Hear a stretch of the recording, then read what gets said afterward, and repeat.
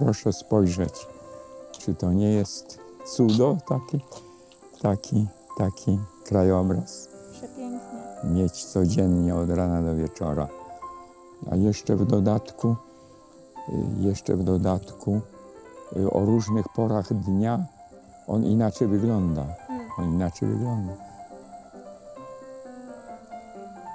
Oba szczyty Gorców widać. Widać tu z lewej strony to jest Polanica, ten naprzeciw to jest Piorunek, a na prawo Skaliściak. W Piorunek najczęściej, jak sama nazwa wskazuje, uderzają pioruny. Ale jak się rano wstaje, ale ponieważ ja długo pracuję, to tak zupełnie rano nie wstaję, ale o 6:00 też jest wspaniale. Najlepiej w sierpniu, właśnie w sierpniu najlepiej, kiedy gwiazdy na niebie błyszczą i niebo jest zupełnie granatowe, dlatego że tu w okolicy nie ma ani jednego domu, ani jednego domostwa, tylko jesteśmy sami z świerkami i jodłami na górszczycie.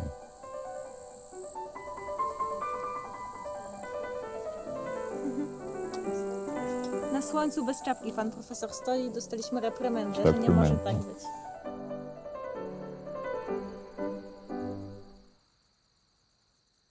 Ja szukam wszędzie tego, co istotne dla Chopina. Wtedy, co jest znaczące, jego niezwykłość. Jego niezwykłość, to znaczy coś takiego, co jest niepowtarzalne. No mimo wszystko, jak słucham Pendereckiego, Właśnie. którego pytałem, jak tam w Chinach z Chopinem. On mówi, no na moje pytanie o Chopina mówili, że to jest numer 1. Potem długo nic, potem jakiś Bach, jakiś Beethoven, jakiś Mozart. To każe się zastanowić, na czym polega ta niezwykłość. Właśnie. Na czym polega ta niezwykłość.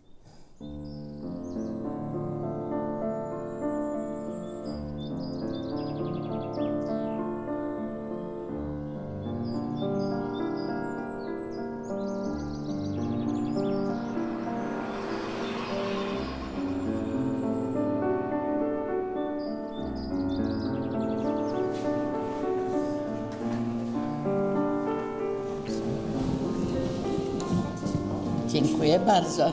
Wiesz komu? Tak. A ja już mam. A pan już ma, tak? I to jest to nie do przeczytania. Jest do przeczytania wszystko.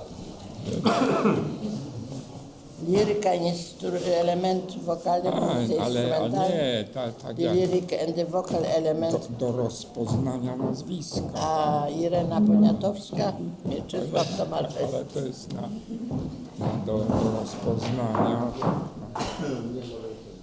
na tym, jak na konwencjach zawsze blisko No mówię, tak.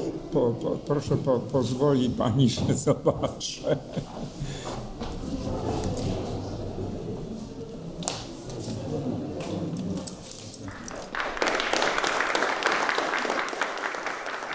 Mimo interesującej dyskusji wokół tzw. kategorii rodzajowych wniesionych w teorię kultury przez narratologię w ostatnich latach, nadal nie ulega dla mnie wątpliwości, że liryka wyraża, epika opowiada, a dramat przedstawia. Interesuje nas tu liryka.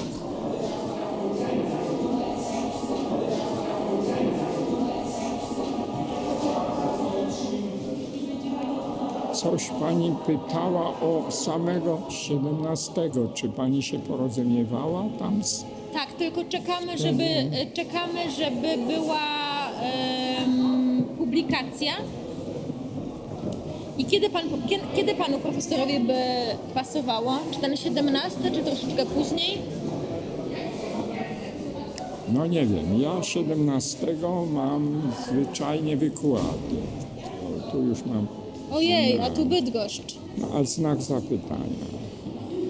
Tak, żeby pan profesor mógł odpocząć, żeby tak nie było z miasta do miasta. No to tak jest teraz z miasta do miasta. To może właśnie jakoś tutaj gdzieś. Aha, tutaj ma pan profesor wykłady też w czwartek, tak? Środę, Czwartek. czwartek. Śmieszne, bo jak mnie pytają o coś, co kiedy będzie, to ja mówię, to muszę zajrzeć do kalendarza. I wtedy mam świadomość, że jak zgubię ten kalendarz, to zgubię tożsamość. Już nie będę w ogóle wiedział, co i jak z tym. No tak.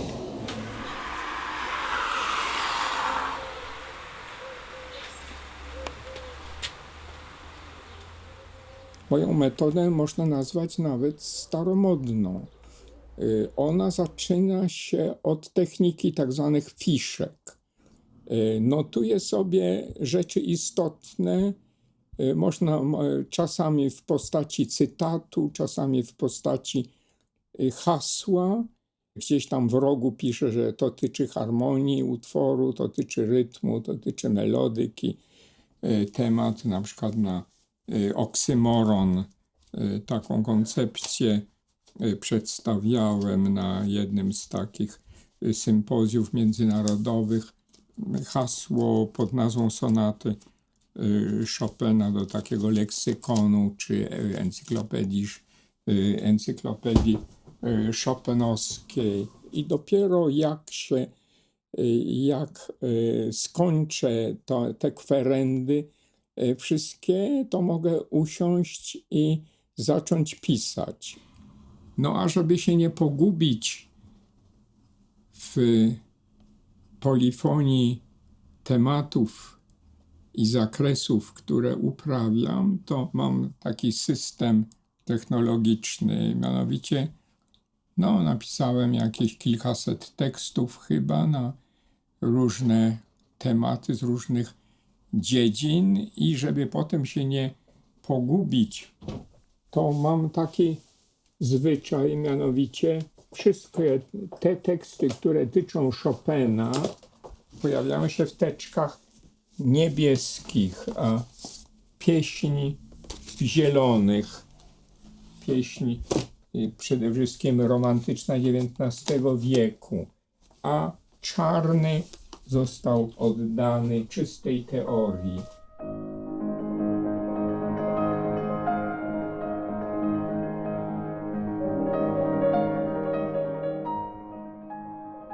Najgorsze to jest przestrzeń, w której tu się żyje i pracuje. Tak jest zawsze i było.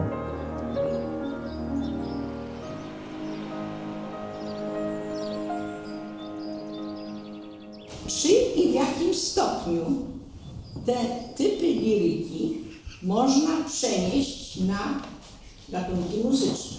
Wszystkie podstawowe, te takie kluczowe utwory, na przykład wszystkie cykle, pieśni słynne, czy te które mamy, właśnie należą do śpiewu powszechnego. One wszystkie są takie, że nie możesz powiedzieć, że to jest pieśń wesoła, kiedy to ona jest smutna, że to jest niezamienne.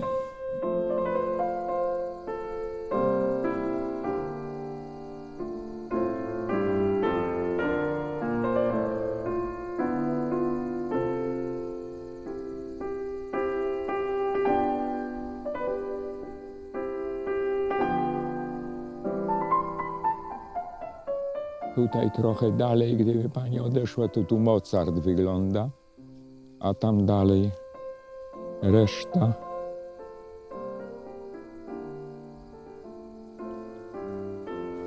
A ten wrzos to nie jest, właściwie nie powinien mówić wrzos, tylko wrzosiec, nie kaluna, tylko Erica tetralix. To jest roślina, która pokrywa na Pomorzu pewne obszary, ale w gruncie rzeczy w Niemczech. I tu u nas się bardzo ładnie przyjęła, ale ona kwitnie w lutym. Te goryczki mają mi przypominać Tatry, bo najpiękniejsze miejsca to są między 5 stawami a Morskim Okiem. Tam są takie tereny, gdzie zupełnie we wrześniu są niebieskie. No, w tym Mezereum, który ma cudowny kwiat w marcu, wczesnym marcu, różowy, jaskrawo O czym różowy. coś kwitnie różowego No, to jest, na szczycie? to jest róża, roza rugosa. No, jakby kto chciał z lornetką, to widzi tam na obu tych gorcach. Też może policzyć, które są jodły, które są świerki. A był pan profesor na szczytach? No, byłem tutaj jako śmieszne zadośćuczynienie tego, że nie mogę, tak jak przed wojną, chodzić po Tatrach. Najwspanialsze wspomnienia tych lat to mam właśnie z Tatr. Wówczas przed wojną, jak uprawiałem tą nie turystykę, tylko właśnie alpinistykę, to jak ktoś mówił, a byłeś tam, a to chodziło o zachodnie Tatry, powiedziałem, będę miał jeszcze na to czas na emeryturze. No.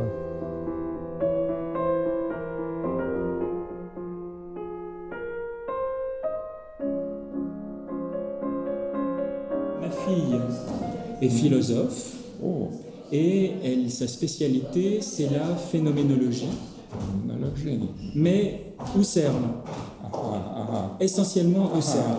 Vous savez, mon maître Ingarden, mais bien sûr, non mais c'est pour ça. Et en fait, ma fille travaille sur le champ intérieur, le champ intérieur à la conscience, elle est violoncelliste, mais les modèles de la phénoménologie, et non pas de la musicologie. Donc il faut qu'elle vous écrive. Je vais lui donner votre texte, parce que vous avez tout expliqué, enfin en grande partie, avec non pas les modèles de la sémiotique, mais de la phénoménologie.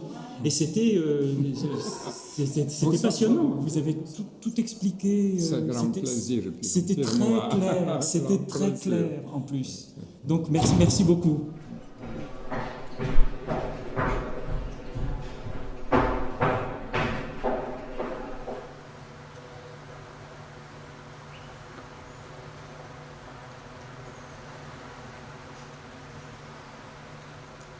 Pracowałem teraz nad tym przez te 2 tygodnie, właśnie nad przypisami, nad przykładami nutowymi. I pan ma tutaj jakiś taki rytm pracy swój w Szczawie? Na przykład nie wiem, wstaje pan, je śniadanie, siada. No, lekarze nie bardzo się godzą na to. Mianowicie, bo ja powinienem dużo chodzić w tej chwili. No a ja 3/4 dnia spędzam tu właśnie. Tak, mogę powiedzieć, że do kolacji, do wieczerzy, po kolacji jest koncert. Tutaj widać te płyty, zwiozłem kilkadziesiąt płyt i my co wieczór słuchamy od pół godziny do godziny, tyle ile mniej więcej płyta wynosi, muzykę najwybitniejszą w najwybitniejszych wykonaniach. Kindertotenlieder Kathleen Ferrier, fenomenalna, niestety zmarło jej się bardzo wcześnie na raka, ale tak jak ona to robi, to jest nie... No, można powiedzieć, że blisko tego jest Chrysta Ludwik i mamy tu też Chrystę Ludwik. Nawet nie otworzyłem. Panie profesorze, ja słyszałam, że w czasie wojny trafił pan do Żelezowej Woli. W którymś momencie, jak wracałem z głębi, dzisiaj Białorusi, tam gdzie Rosjanie mnie 17 września umieścili w pociągu jadącym na Białe Niedźwiedzie, udało mi się wyskoczyć z pociągu i przez 1200 kilometrów trasą poprzez puszcze, poprzez torfowiska i tak dalej. Od Przedbrześcia, tak między Kobryniem a Brześciem, trafiłem na szosie dziewczynę z małym dzieckiem, jakimś rocznym mniej więcej. No i trudno, ciężko sobie dawała radę z tym dzieckiem. No więc ja jej towarzyszyłem i codziennie po 20 kilometrów upychałem ten wózek po szosie, a potem trzeba było z 4-5 kilometrów w bok iść, żeby znaleźć mleko dla dziecka i jakiś chleb suchy dla nas, dlatego że przy szosie już było, nazwijmy to, wszystko wyjedzone. No i przeszliśmy te 50 kilometrów za Warszawą, a tu drogowskaz. Żelazowa Wola, 4 kilometry. No i powiedziałem dziewczynie, słuchaj, trudno, ale miejsce urodzenia Chopina ja muszę odwiedzić. No i tutaj problem, dlatego że nikt nie chciał do tej Żelazowej Woli wpuścić.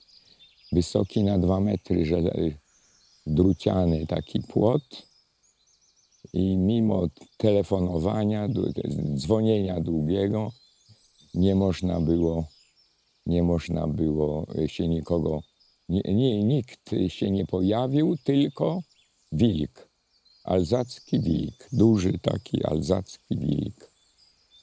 Przyszedł do tego płotu i zaczęliśmy konwersację i po chwili ja się zdecydowałem wspiąć się na ten i przeskoczyć do środka. Pies przyjął mnie bez szczekania i bez ujadania i bez agresji. No, w samym dworku to można powiedzieć, że Sodoma i Gomora. Były kolejno chyba 2 wojska, naprzód polskie, potem niemieckie, fortepianie, wewnątrz siano, puszki od konserw, papiery, popiół i tak dalej. Zajęło mi to trochę czasu, oczyszczenie tego terenu, zamiecenie pokoju, w którym było, i siadłem do grania. I proszę sobie wyobrazić, że w tym momencie pies, który usiadł tak jak w miejscu, gdzie śpiewaczka z pianistą wykonuje jakiś utwór, zaczął nagle wtórować. Ale wtórować takie au, au, au. No, wspaniale, bo współuczestniczył w tym wykonywaniu.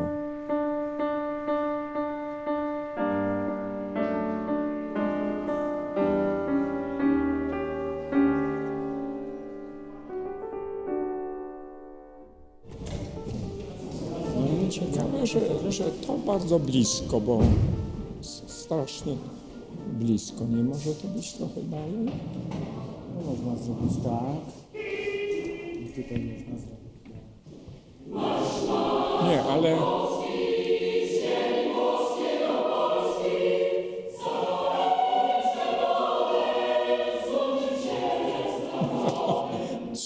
Ale to musi być jednak trochę światła, bo było poprzednio trochę światła. 3 możliwości, to proszę powiedzieć tylko... Jednak to trochę światła. Przygaszenie? Tak. Dobrze. Nie ciemno.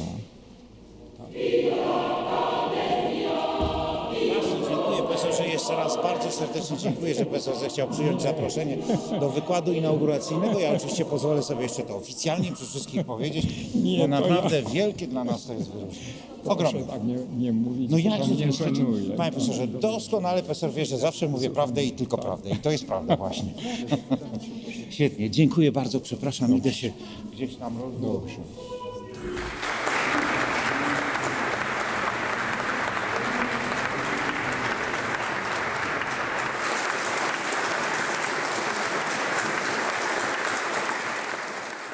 Pieśń polska zaangażowana w życie i dzieje narodu.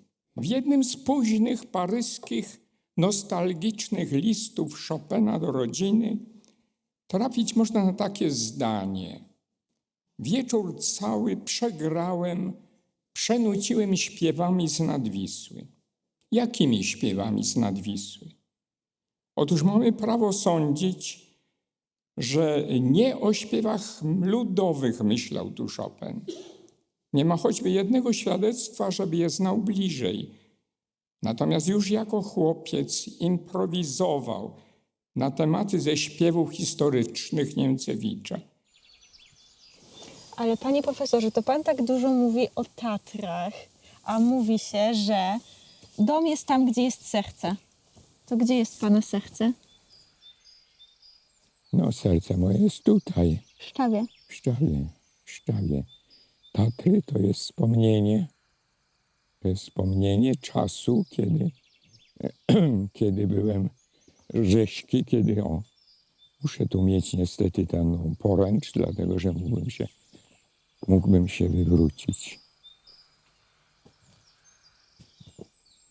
Tak, tu jest Beethoven i tam trochę wyżej jest Mozart. A gdzie jest maestro Penderecki? A to jeszcze musielibyśmy trochę dalej dojść.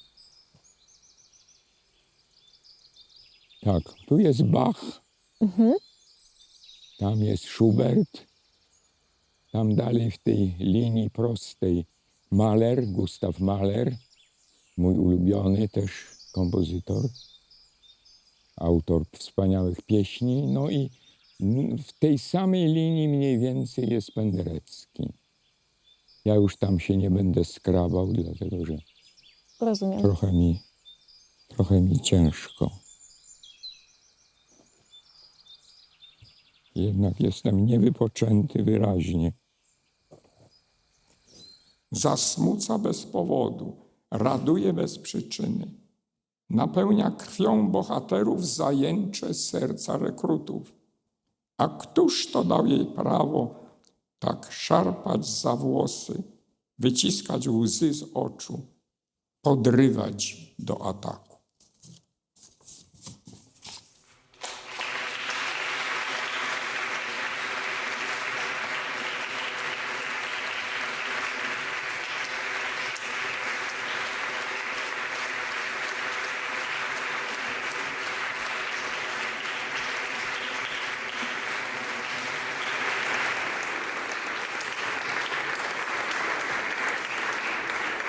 No i był wspaniały.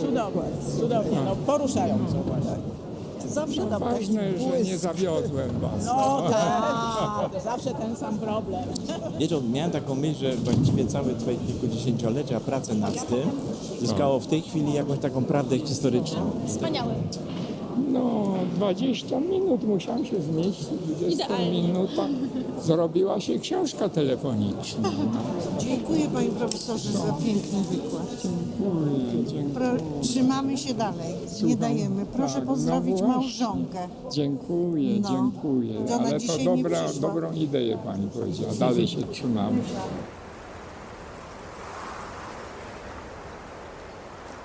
To pomyślano w ten sposób, że zrobiono Liber Amicorum, taką książkę z bliskich przyjaciół, znanych, kilkadziesiąt z polskich i obcych Chopinologów, poetów, muzykologów, malarzy. No, John Green, Eigeldingers, Samson, Kalberg. To Szymborska powinna być wcześniej, Nie, nie? tutaj po Szymański. O, jest Wisława Szymborska. Aha. Tak. Bardzo lapidarne, zwięzłe. Z najlepszymi myślami, z najmilszymi wspomnieniami i najlepszymi życzeniami.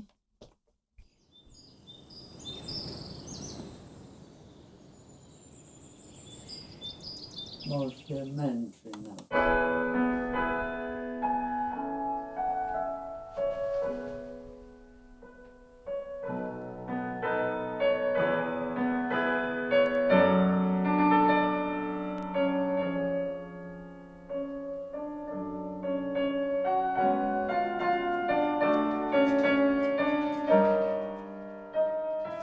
mogę powiedzieć, że najbliższa jednak jest ta najważniejsza.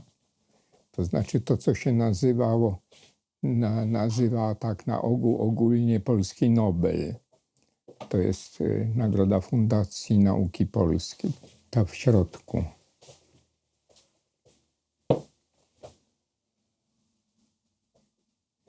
No a tutaj resztę nawet nie bardzo pamiętam, co jest co. No ważny jest ten Chopin, 3 takie jak dotąd zostały wydane.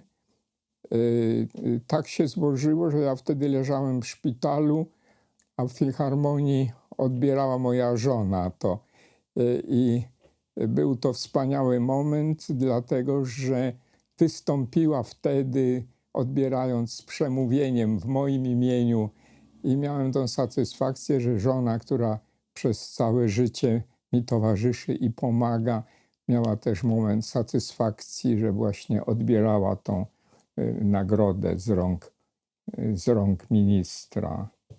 No a tu to jest ostatnie trofeum, tak można by powiedzieć, związane z doktoratem honoris causa, jaki otrzymałem w Akademii Muzycznej w Katowicach.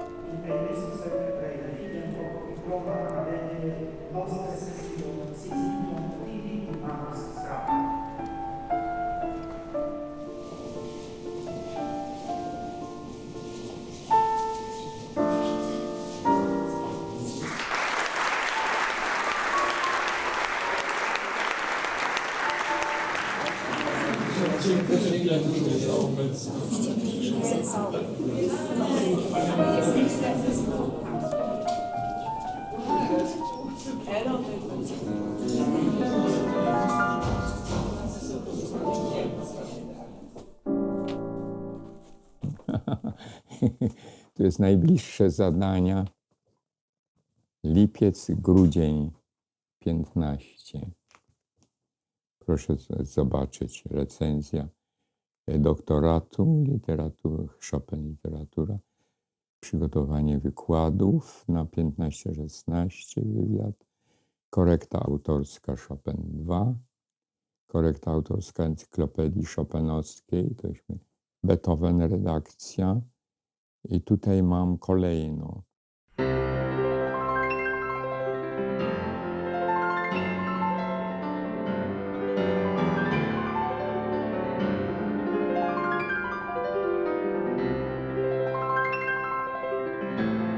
Mam propozycję, żebyśmy może również wszyscy Państwo Korespondencyjnie się korespondencyjnie to Dobrze. zresztą ja i tak się odezwę przecież z jakimś podsumowaniem tego tematu. Tak. Jeszcze tylko krótka rzecz, bo Ewa ma jakieś informacje o terminie potencjalnie naszej konferencji. Tak, z terminów możliwych, żeby później kontraktowanie Życie zaczyna się po. No, najpierw po 60, potem 70 i tak dalej. Aż do 90 parę lat temu. No to jest wypowiedzenie wojny starzeniu się. To znaczy to jest taki imperatyw kategoryczny, że muszę sprostać temu, żeby moje władze umysłowe, uczuciowe, zdolne były dalej ciągnąć życie w niezmniejszonym wymiarze.